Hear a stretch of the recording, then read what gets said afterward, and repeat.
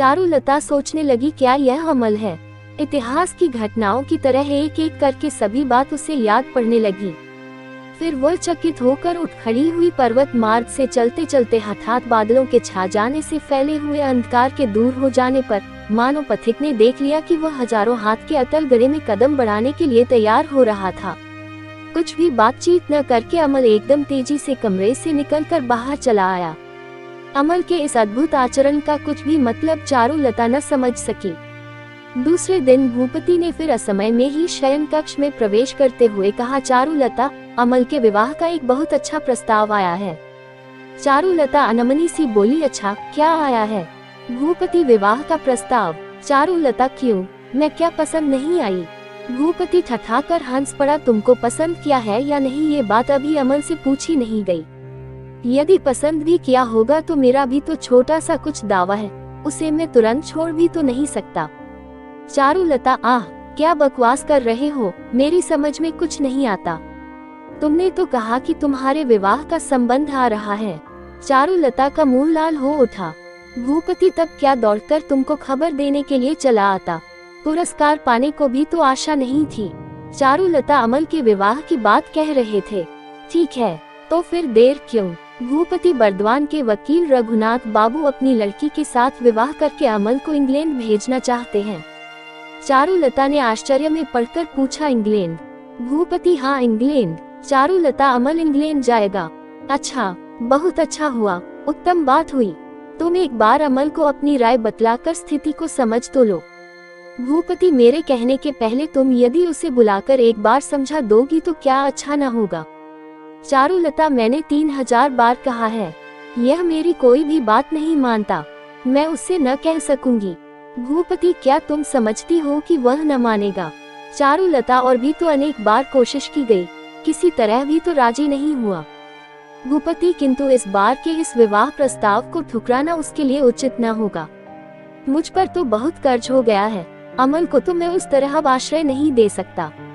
भूपति ने अमल को बुलवाया।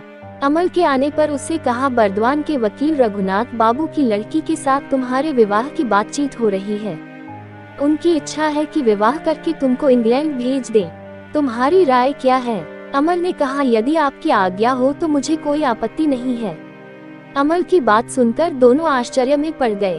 कहते ही वह तुरंत राजी हो जाएगा, ये किसी को भी मालूम नहीं था।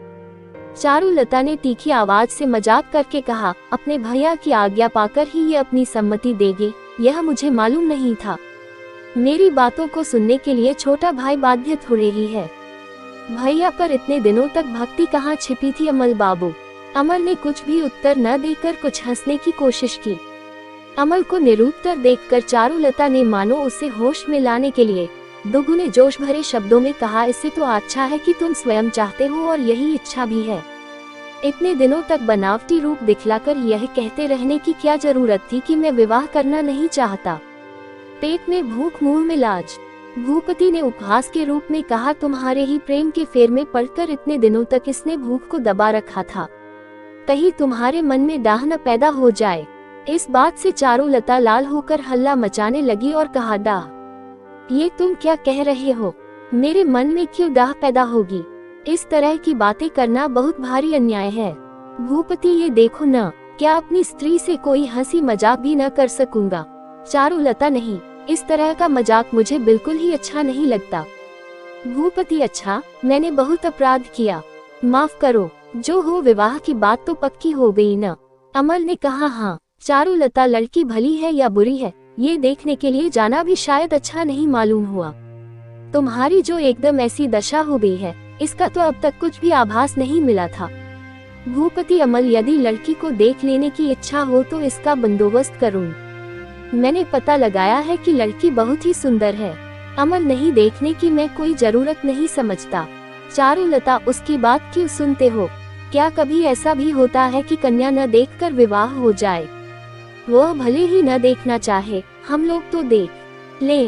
अमल, नहीं भैया, अब इसके लिए व्यर्थ ही में देर करने की कोई जरूरत नहीं है। चारुलता, जरूरत नहीं है? क्यों? देर करने से छाती फट जाएगी। सिर पर टोपी रखकर अभी घर से निकल जाओ। शायद तुम्हारे 7 राजाओं की संपत्ति मानिक को कोई छीन न ले जाए। अमल को चारुलता किसी तरह के मजाक से भी जरा भी विचलित न कर सकी। चारुलता, इंग्लैंड भाग जाने के लिए शायद तुम्हारा मन उचट रहा है। क्यों? यहाँ हम लोग तुम्हें मार पीट रहे थे या पकड़ रहे थे? हेड कोट पहनकर साहब बने बिना आजकल के लड़कों का मन नहीं लगता। बबुआ, विलायत से लौट आने पर हम लोगों की तरह काले आदमियों को पहचान तो सकोगे न? अमर ने कहा। तो फिर विलायत जाने की जरूरत ही क्या थी? भूपति ने हंसकर कहा, काली सूरत भूल जाने के लिए ही तो 7 समुद्र पार किया जाता है। अच्छा, डर किस बात का है चारुलता? हम लोग तो हैं ही, काले के भक्तों की कभी न होगी। भूपति ने खुश होकर उसी समय बरद्वान पत्र लिखकर भेज दिया।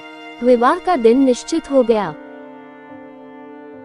इस कहानी के अगले भाग को देखने के लिए चैनल को सब्सक्राइब करें और बेल आइकन दबा लें, जिससे हमारी नोटिफिकेशन आपको मिलती रहेगी।